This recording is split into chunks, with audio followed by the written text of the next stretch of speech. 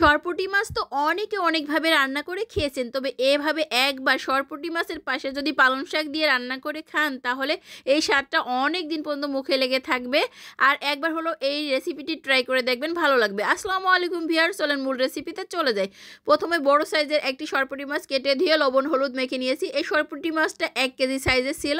তো এ পর্যায়ে একটা প্যানে তেল দিয়ে দিয়েছি, তেলটা গরম হয়ে গেছে এবং সরপুঁটি মাছগুলো এক এক করে দিয়ে দিয়েছি। দেখে বুঝতে পারছেন সরপুঁটি মাছটা যেটা বলছিলাম অনেক বড় ছিল, 1 কেজির উপরে ছিল। আর এই সরপুঁটি মাছটা গাদা পেটি করা লাগছে, এতটাই বড় ছিল, দেখে বুঝতেই পারছেন। আসলে অবশ্য ক্যামেরায় একটু ছোট ছোট দেখাচ্ছে, সামনাসামনিভাবে সরপুঁটি মাছটা আসলেই অনেক বড় ছিল, 1 কেজির বেশি ছিল। এত বড় সরপুঁটি মাছ আমিও দেখি নাই। এই সরপুঁটি মাছটা আসলে নদীতে ধরা পড়ছে।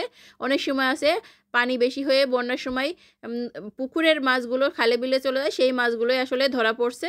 তো আমার হাজব্যান্ড সরাসরি একদম মানে নদীর পাড় থেকে কিনে নিয়ে এসেছে, জেলেরা ধরেছে সেখান থেকে কিনে নিয়ে এসেছে। আমিও সঙ্গে সঙ্গে রান্না করতে আসলাম, আসলে টাটকা মাছ খাওয়ার মজাই আলাদা। তো মাছটা ভাজা হয়ে গিয়েছে, এখন মাছের তেল দিয়েই রান্না করব। কথায় আছে না মাছের তেল দিয়ে মাছ ভাজি, তো সেটাই আমি আজকে করতেছি। এই তো আরেকটা কড়াইয়ে মাছ ভাজির তেলটা দিয়ে দিয়েছি, এখন কিছুটা পেঁয়াজ কুচি দিয়ে দিলাম। আর তেলটা মনে হলে একটু কম আছে, আমি আরেকটু তেলও দিয়ে দিয়েছি।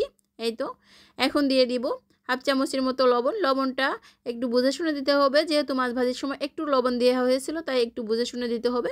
আর পেঁয়াজটা একটু লাল লাল করে নিব, বেশি একদম কালার চেঞ্জ করে নেব না, হালকা একটু লাল লাল হলে আমি এখন বাটা মশলাগুলো এক এক করে দিয়ে দিব। আদা বাটা, রসুন বাটা, জিরা বাটা, যা যা মশলা লাগবে সব কিছু একটু একটু করে দিয়ে দিব।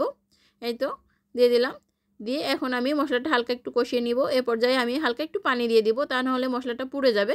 এই তো এখন আমি মরিচের গুঁড়া দিয়ে দিব 2 চামচের মতো এবং হলুদের গুঁড়া দিব 1 চামচের মতো। আমাদের বাসায় মরিচটা একটু বেশি খায়, তার জন্য মরিচের গুঁড়াটা একটু বেশি দিয়েছি, তো আপনারা চাইলে একটু কমিয়ে দিতে পারেন।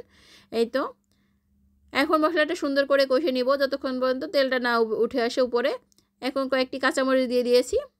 এই তো তেলটা উপরে উঠে এসেছে, এখন মাছ ভাজিগুলো দিয়ে দিলাম। আগেই ভেজে রেখেছিলাম মাছগুলো, সেই মাছগুলো দিয়ে একটু সুন্দর করে মশলার সঙ্গে মিশিয়ে নিব। মিশিয়ে হালকা একটু পানি দিয়ে দিব। আর এই সরপুঁটি মাছটা বেশি ঝোল রাখবো না, একদমই মাখা মাখা ঝোল রাখবো, তার কারণে পানিটা একটু কম দিয়ে দিয়েছি।